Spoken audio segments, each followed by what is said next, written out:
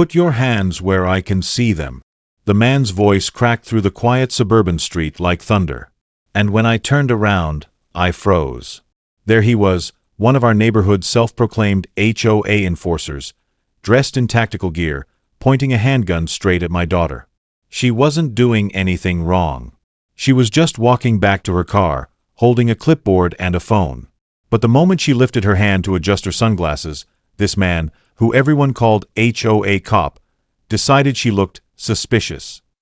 And that one stupid, reckless decision was about to turn his world upside down. Because the woman he was threatening? She wasn't just my daughter. She was a Homeland Security agent, working under deep cover. And this wannabe cop had just made the biggest mistake of his life. My name is David Ross, a retired firefighter. After 30 years of running into burning buildings, all I wanted was peace and quiet. So when my wife and I bought a house in Maplewood Estates, it felt perfect. Big yards, clean streets, and supposedly friendly neighbors.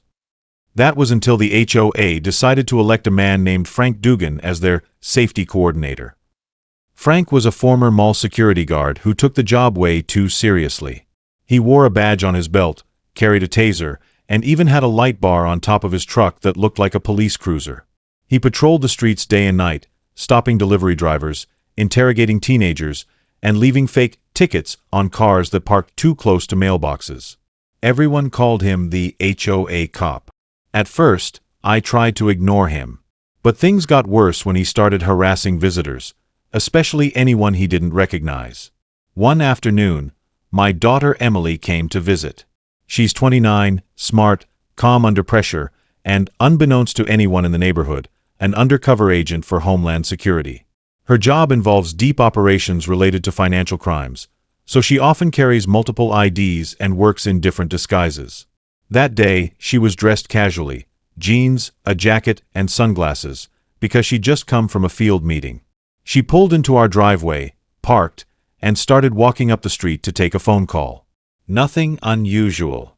But apparently, to Frank, everything about her screamed threat. He spotted her near the community gate and decided to play hero. Emily later told me the details, but I saw part of it myself from the porch. Frank's white pickup truck screeched to a halt beside her. He jumped out wearing a black vest that said HOA Security across the chest, letters so big it looked like something out of a movie. "Hey, you can't be here," he shouted. "This is private property. Show me some ID." Emily stayed calm. "I'm visiting my parents. I live here temporarily." But Frank wasn't listening. He saw the badge on her belt. It was clipped under her jacket, half visible. He assumed it was fake. "Don't move," he barked. "I said hands up." That's when he reached for his gun. And in that split second, everything changed. Emily froze, slowly raising her hands. "Sir, you don't want to do that," she warned in a calm, professional tone. But Frank wasn't hearing reason.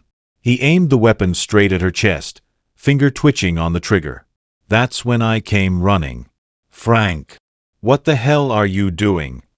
He spun, startled. "She's trespassing. She's pretending to be a cop." "Pretending," I yelled. "That's my daughter." But before I could take another step, Emily's voice cut through the tension. Low, commanding, and terrifyingly controlled. "Put the weapon down. Now." Frank laughed nervously. "Oh yeah. Or what?" That's when Emily pulled her jacket open, revealing a real badge issued by the Department of Homeland Security, gleaming under the afternoon sun. Her voice was steady.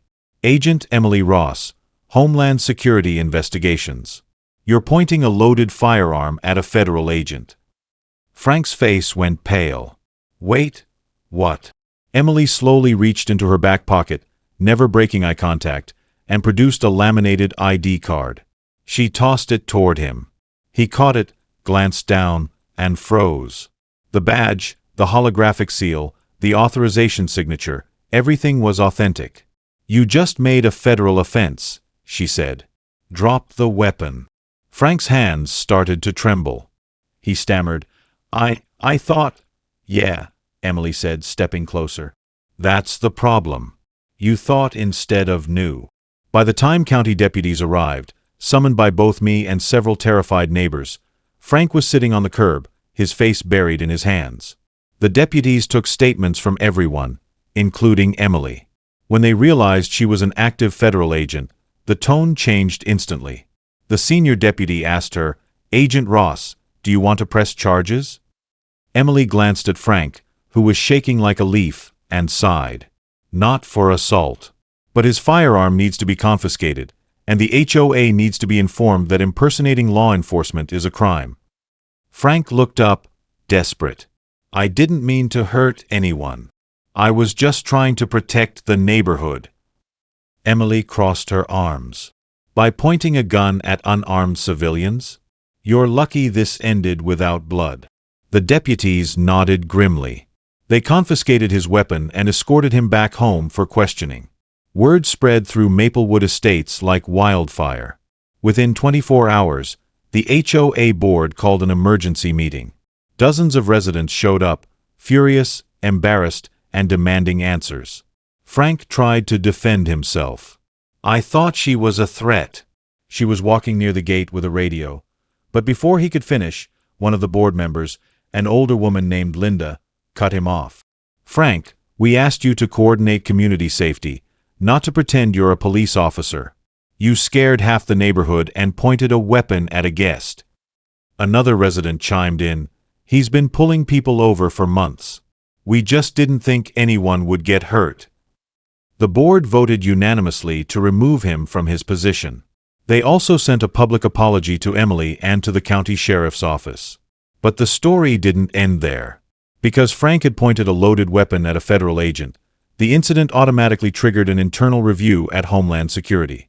Emily cooperated fully, but when DHS investigators looked deeper, they uncovered something surprising. Frank had a fake law enforcement ID, one he'd bought online. He'd been using it to intimidate delivery drivers and even claim authority during HOA disputes. That bumped the situation from neighborhood drama to federal offense.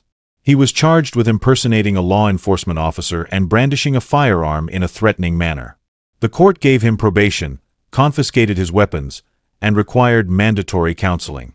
And just like that, the self-appointed HOA cop lost his imaginary badge and his reputation forever. A few months later, Maplewood Estates changed completely. The HOA passed new policies banning fake security patrols, weapons on common property, and any use of law enforcement-style gear.